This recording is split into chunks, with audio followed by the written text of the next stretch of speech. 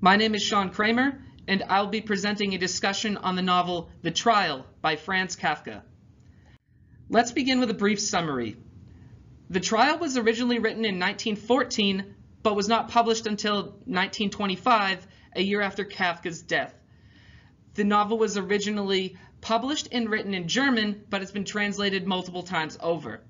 The novel itself follows the story of Joseph K., referred to as K, over the course of 1 year, where he is mysteriously arrested on his 30th birthday and ends on the eve of K's 31st birthday.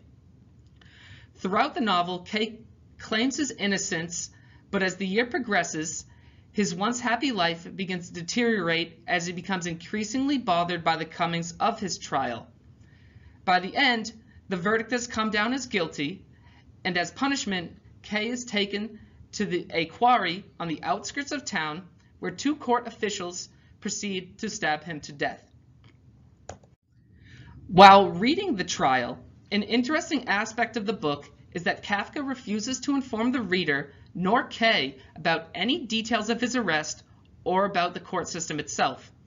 Omitting these details is important as it leads the reader to question and form their own opinions about K. From K's point of view, to learn anything about how his trial is proceeding, he must go out of his way to follow leads he receives from others.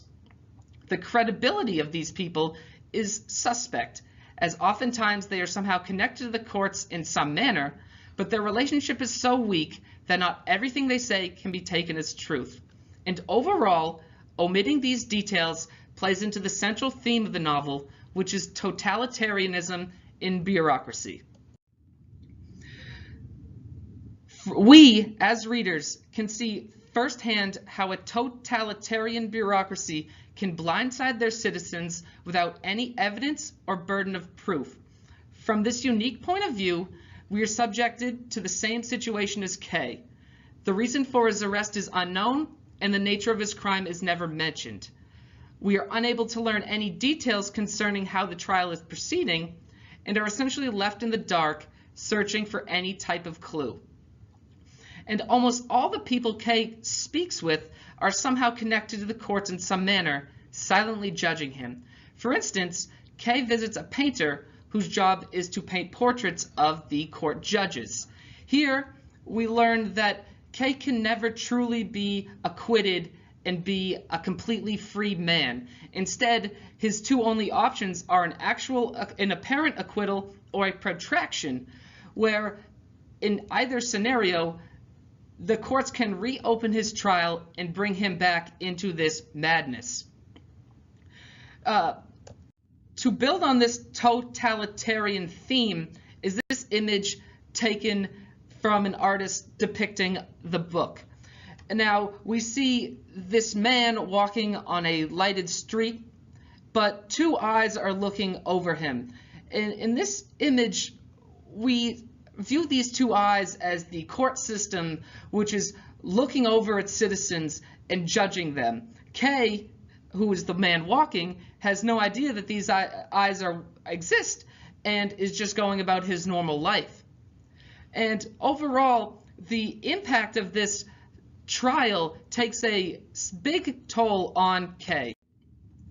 At the beginning of the trial, at the start of his arrest, we see he is a very successful chief financial officer of the town bank. He is extremely confident in his ability to prove his innocence, which is shown by the way he arrogantly talks down to other members or employees of the court.